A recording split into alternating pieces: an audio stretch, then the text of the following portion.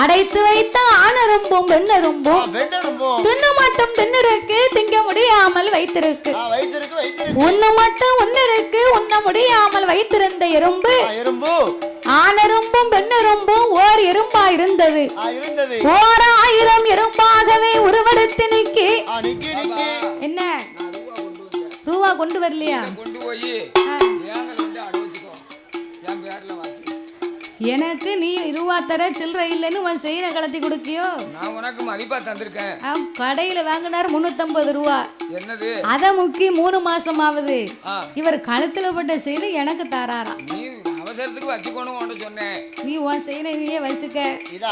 இத அடவைக்க போனோம்னா ஜெயிலுக்குள்ள போறது யாரு? 6 மாசம் உள்ளதான் இருக்கணும்.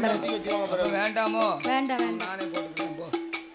சரி. நீ குளிச்சே 3 மாசம் ஆகுதே. இத வேற கழுத்துல போட்டிருந்தனா என்னமா மனக்கும்? எதுக்கு கழட்டி வச்சிருக்கேன் தெரியுமா? எதுக்கு? கழுத்தெல்லாம் அரிக்கி. கரெக்ட். அதனால தான் கழட்டி வச்சிருக்கேன். அது சின்னையானா அரிக்கி தான் செய்யும். சரிதானே? சரி. நல்ல தங்கத்துல 916ல போட்டனா நல்லா இருக்கும். அப்ப நீ வாங்கி தாங்க. நான் வாங்கி தரேன்.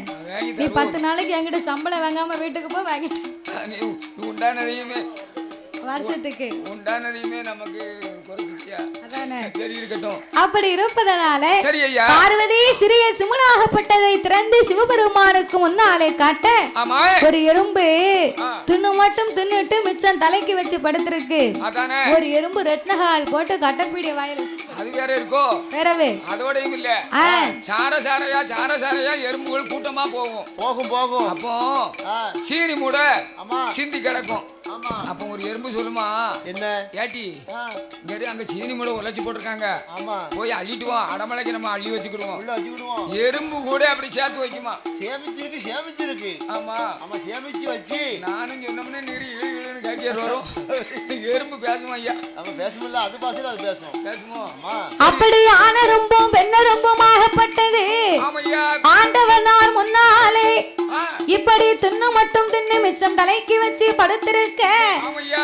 ஏடி அம்மா பார்வதி, அம்மா பார்வதி, என்னுடைய வார்த்தைக்கு அறைக்குள்ள இருந்தா அறநெறிய மாயமில்லை, சிவனுக்குள்ள இருந்தா சிவனறிய மாயமில்லை, கல்லுக்குள்ள இருந்தால்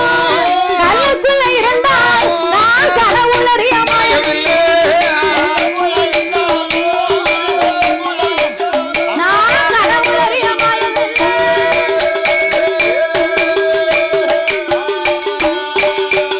அங்கே பகவானும் சொன்னபோல் ஆதிசக்தி பார்வதியோ ஆண்டவனே பகவான் அறியாமல் செய்த குற்றம் ஆண்டவனை பொறுத்தவே, தெரியாமல் செய்த குற்றம் சிவனாரை பொறுத்தவே. பார்வதி நான் செய்த குற்றம் பார்வதி என் பகவானே.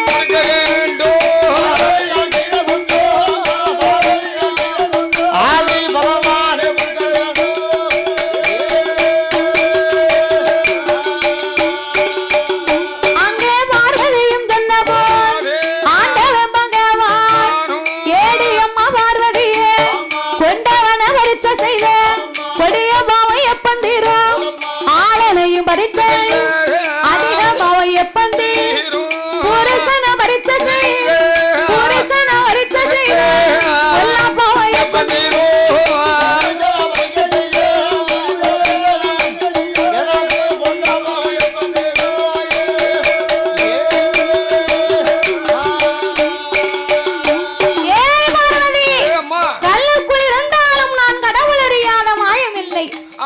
அறைக்குள் இருந்தாலும் அறநறியாத மாயமில்லை, சிவனுக்குள் இருந்தாலும் சிவனறியாத மாயமில்லை. அம்மா நான் எத்தனை சொல்லியும் என் வார்த்தையை மதிக்காம என் மீது உனக்கு நம்பிக்கை இல்லாமையே பரிசோதனை செய்து விட்டாய். கட்டிய கணவனை பரிசோதித்த பாவம் உனக்கு ஒரு நாளும் தீராது. ஆண்டவா பரம்பொருளே, உங்களுடைய மகிமை என்னவென்று தெரியாமல் உமையவள் நான் பாவத்தை செய்து விட்டேன். சிறியால் செய்த குற்றத்தை பெரியோர் பொறுப்பதும் கடமை அல்லவா? பார்வதி நான் செய்த குற்றத்தை பகவானை எனக்கு மன்னித்தருள வேண்டும். பார்வதி தெரியாமல் செய்த குற்றத்திற்கு மன்னிப்பு உண்டே தவிர தெரிந்தே செய்த பாவத்துக்கு ஒரு நாளும் மன்னிப்பு மன்னிப்பு கிடையாது உனக்கு மன்னிப்பே கிடையாது அப்படின்னு ஆண்டவன் சொல்ல அப்ப இந்த பார்வதி பார்த்தா ஆண்டவா உங்களுக்கு செய்த பாவங்களை நான் இருக்கணுமானா நான் எப்படி திருப்பேன் பார்வதி கட்டிய கணவனுக்கு செய்த பாவம் உனக்கு தீரவே தீராது கண்டிப்பாகவே நீ செய்த பாவத்தை எனக்கு தீர்த்தாக வேணும் என்று சொல்ல அப்படியானா நான் கொண்டவனை வரிச்ச செய்த வரிச்ச செய்த கொண்டவனை வரிச்ச செய்த கொடிய பாவம் தீர்ப்பதற்கு என் குழந்தை ஒண்ணு எனக்கு வேணும் ஆளனை தான் வரிச்ச செய்த அதிக பாவம் தீர்ப்பதற்கு ஒரு ஆண் குழந்தை எனக்கு வேணும் நான் மடியில் வைத்து விளையாட மலை ஒண்ணு எனக்கு வேணும் கொள்ளி நான் விளையாட நான் விளையாட குழந்தை ஒண்ணு எனக்கு வேணும் சாமி குழந்தை ஒண்ணு எனக்கு வேணும்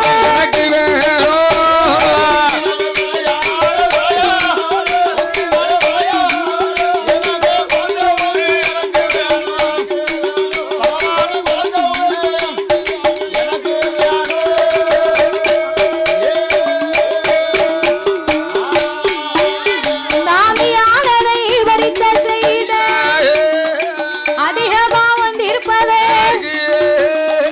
ஆண் குழந்தை எனக்கு வேணும் ஆண்டவா பரம்பொருளே கொண்டவனை பரீட்சை செய்த கொடிய பாவங்களை தீர்ப்பதற்கு கண்டிப்பாகவே எனக்கு குழந்தை வரம் வேண்டும் இறைவா புருஷனை பரீட்சை செய்த பொல்லா பாவத்தை தீர்ப்பதற்கு கண்டிப்பாகவே எனக்கு ஒரு பிள்ளை வரம் ஒண்ணு வேண்டும் பார்வதியே அப்படி ஒரு பிள்ளை வரம் கேட்டான்னா பூலகத்திலே ஒரு கணவனுக்கும் மனைவிக்கும் சண்டை வருதுன்னா இந்த ஐயா சொல்லுவாரு கோவத்துல வெட்டிடுவேன் குத்திடுவேன் உன்னை வல்லைய கம்பால தூக்கிடுவேன் பாரு இந்த அம்மா சொல்லுவா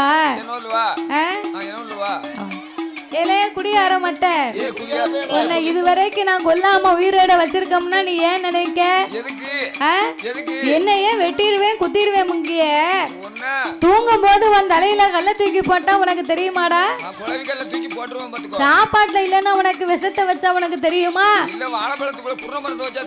அப்பமும் உன்னை ஏன் நான் உயிரோட வச்சிருக்கேன் தெரியுமா நாளை புண்ணந்தா நிக்கி பாரு இந்த ரெண்டு பிள்ளைங்க இந்த ரெண்டு பிள்ளைகளுக்கும் நாளைக்கு அப்பம் இல்லாத பிள்ளைன்னு யாரு சொல்லக்கூடாது அதுக்கு தாண்டா உன்னை உயிரோட வச்சிருக்கேன்னு இந்த அம்மா சொல்லுவா அப்ப அந்த ஐயா சொல்லுவாரு உன்னையும் நான் ஏன் பேச்சோட நிப்பாட்டி இருக்கமுன்னா அம்மா இல்லாத பிள்ளைன்னு யாரு சொல்லக்கூடாது பாத்தியா அதனால தாண்டி உன்னையவே நான் உயிரோட வச்சிருக்கேன் அப்படின்னு சொல்லுவாரு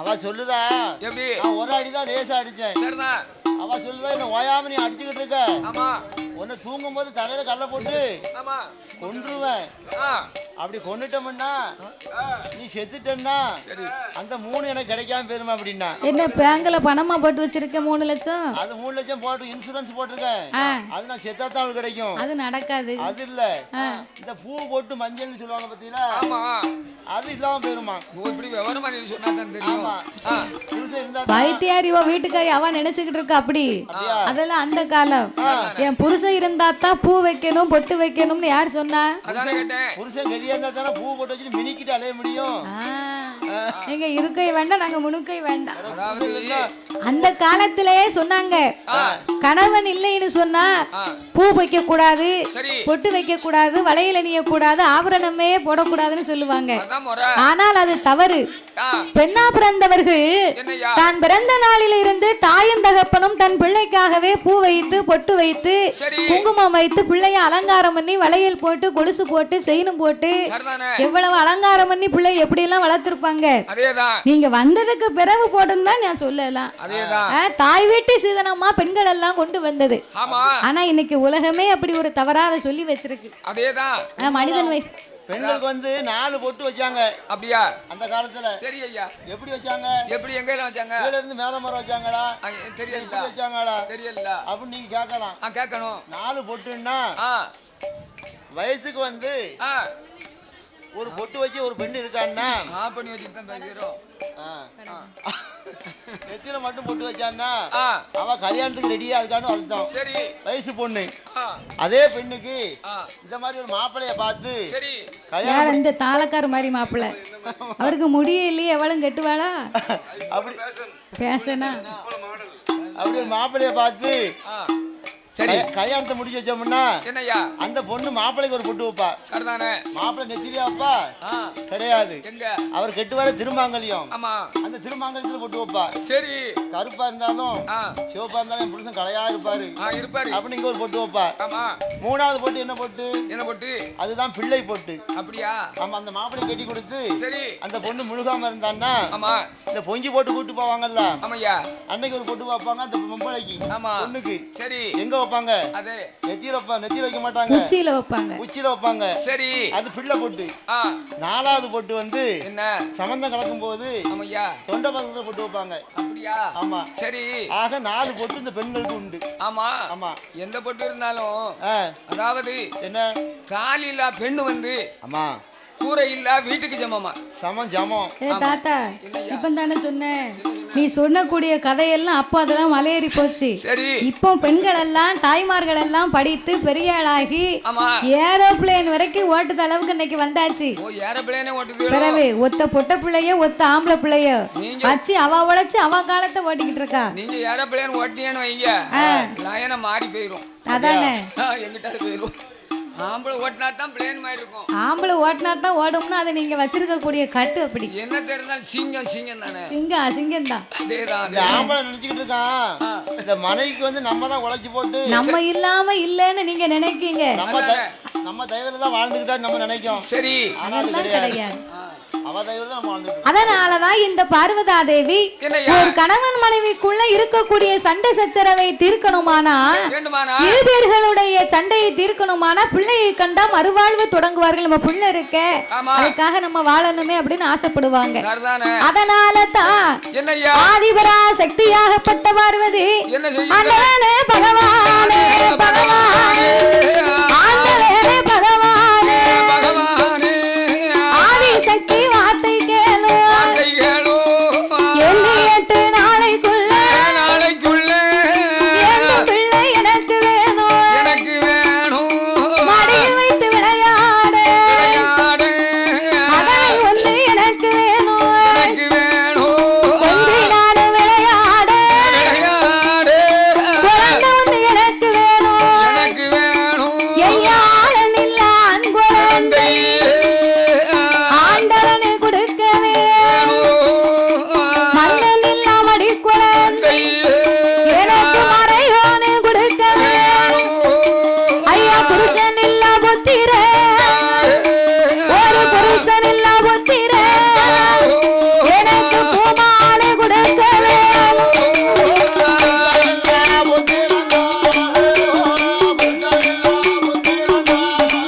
எனக்கு பூமாலை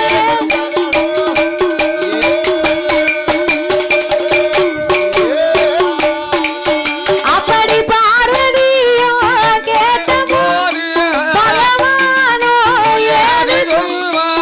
ஏடி அம்மா பார்வதி பிள்ளை வரம் கொடுத்தேனா பிள்ளை மோசம் வந்துச்சு நான் மதலை வரம் கொடுத்தேனா மனக்காரலை வந்துச்சு அடியே பார்வதி ஏற்கனவே ஆண்டவன் உனக்கு 2 பிள்ளையை கொடுத்திருக்கிறேன். அந்த 2 பிள்ளையுமே உன்னையும் மதிக்கவில்லை என்னையும் மதிக்கவில்லை. மூத்த மகன் தாயின் குணத்தை மாறி தலைமகன் மண்ணும் கேட்டு உலகத்திலே சந்தியாகவே போய் அமர்ந்து இருக்கிறார். இளையவன் வடி வேலவனை இன்பமோடு உனக்கு தந்தேன். அந்த பிள்ளையாவது உன் பக்கத்துல இருக்கானா உன் பேச்ச கேட்டானா? வள்ளி மேலே ஆசை கொண்டு பழனியிலே போய் அமர்ந்தான். குரத்தி மேலே ஆசை கொண்டு குண்டுதோறும் போய் அமர்ந்தான் பார்வதி. மூன்றாவது பிள்ளையை கண்ணை உனக்கு நான் கொடுத்தேனையானா அவன் உன் பேச்ச கேட்க மாட்டான் என் பேச்ச கேட்க மாட்டான் உன்னையவும் மதிக்க மாட்டான் என்னையவும் மதிக்க மாட்டான் பார்வதி. 2 பேரையும் மதிக்க மாட்டான். மூணாவது பிள்ளை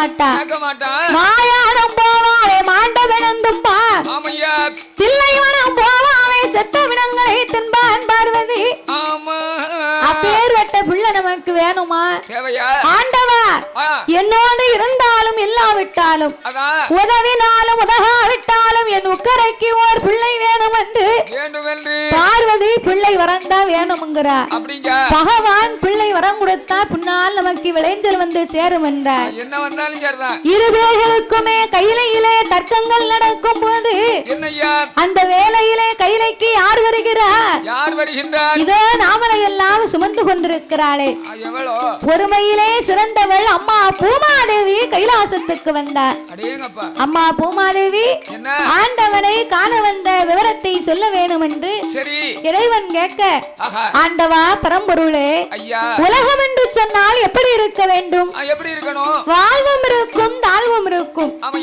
இன்பமும் இருக்கும் துன்பமும் இருக்கும் லாபமும் இருக்கும் நஷ்டமும் இருக்கும் அப்படி இருக்கும் போது இந்த உலகத்திலே ஒரு மனிதனுடைய வாழ்க்கையிலே லாபம்னு ஒண்ணு இருந்தா நஷ்டம்னு ஒண்ணு இருக்கு கண்டிப்பா தெய்வம்னு ஒண்ணு இருந்தா தீய சக்தின்னு ஒண்ணு இருக்கு அப்படி இருக்கும் போது ஒரு மனிதனுடைய வாழ்க்கையிலே பிறப்புன்னு ஒண்ணு இருந்தா இறப்புன்னு ஒண்ணு இருக்கணும் இல்லையா அந்த காலம் சாவே இல்லாம வாழ்ந்தாங்களாம் அந்த காலத்துல சாவே இல்லாமன்னா 100 வருடம் 200 வருடம் 300 வருடம் 400 வருடம் ஆண்ட அனுபவித்த ஆவி அடங்கி ஒடுங்கி தூண் குறுகி குறுக்கெல்லாம் உள்முளைத்து முள்ளி பிடிக்க சதை இல்லாம தோளுக்கு எலும்புக்கும் தொந்தம் இல்லாம காடு வாவாங்கும் வீடு போங்கும் கட்ட உனக்கு எனக்குன்னு அடிவிடியா நிக்கும் அப்படி அந்த உடம்பு குறுகி குறுகி 6 மாத பிள்ளை மாதிரி இருக்குமா 1900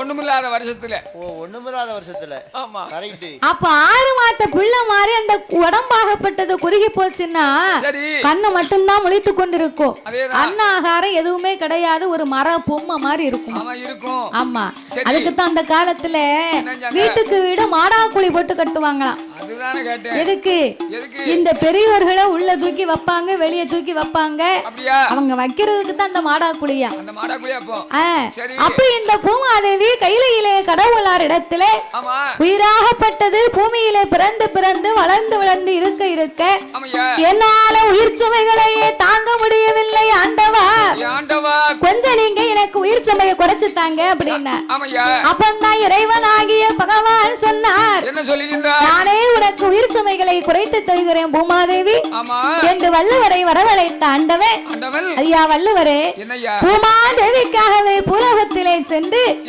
பறை ஓசை அடிக்க வேணும் ஐயா பூலோகம் போகணுமே பூலோகம் போகணுமே பறை ஓசை அடிக்கணுமே பூவி இருக்க பிஞ்சு இருக்க வாயிருக்க கனி இருக்க கனியில கனிந்த பழக்கு வீர வேணும் என்று பறை ஓசை அடிக்க வேணும் பகவானும் சொன்ன போது பகவானும் சொன்ன போது வள்ளுவரும் எது சொல்லுவார்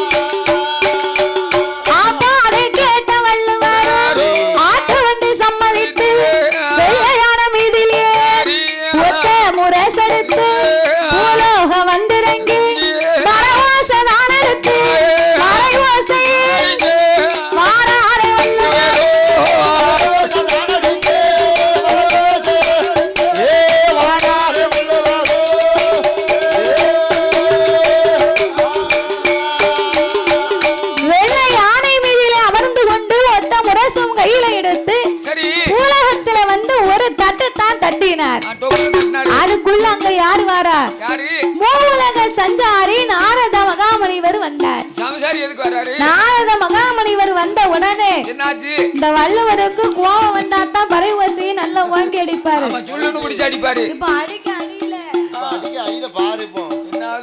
கோபம் வந்தாத்தான் இவர் நல்லா வாங்கி அடிப்பாரு. சரிதான். ஒரு ஆளுக்கு கோபம் வரணும்னா என்னையா செய்யணும்? செவுட்ல ஒரு இழுப்பு இழுக்கணும். செவுட்ல எடுத்துட்டு ஓடனாம்னா விட்டுருவாங்களா? என்னைவாங்க? உன்னை பிடிச்சு உன் தோலை உரிச்சிருவாங்க. ஒதிங்கால மிதிச்சு குப்புற தள்ளிடுவாங்க. கரவே. சரி. செவுட்ல அடிச்சிட்டு ஓடனா கூட இப்போ உள்ளவங்களுக்கு கோபம் வராது. வராது. இந்த வீடியோ எடுத்துருக்கான் பாரு இந்த தம்பி, அவன் செல்ல புடுங்கிட்டு ஓடிரு. அப்பதான் சொல்லு சல்லுன்னு வரும் கோபம். சல்லுன்னு வரும் கோபம், பின்னாலே இவனை விரட்டி வந்துருவான். ஆமா சல்லுன்னு வரும். ஏற்கனவே இவனுக்கு சத்தம் கனத்த சத்தமா இருக்கு. சரி.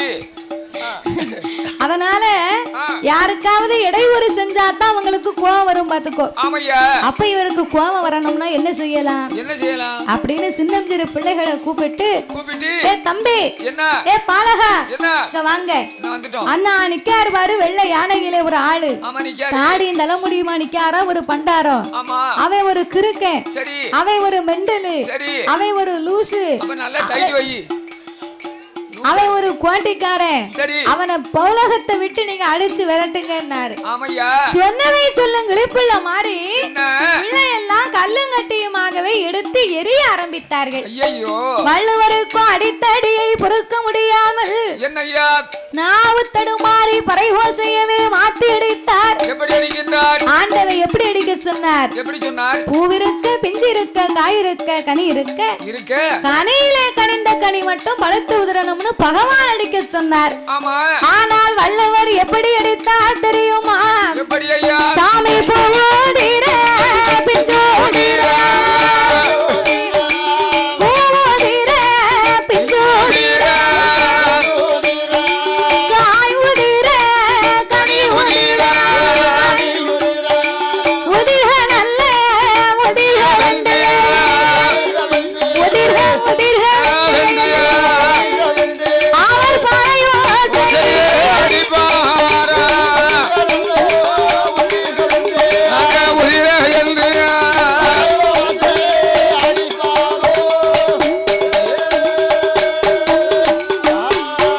அவர் பறையோசை அடித்த போது பூ உதிர பிஞ்சு உதிர காய் உதிர கனி உதிர உதிர்க உதிர்க வென்று ஏகமாகவே பறையோசை அடித்தார்.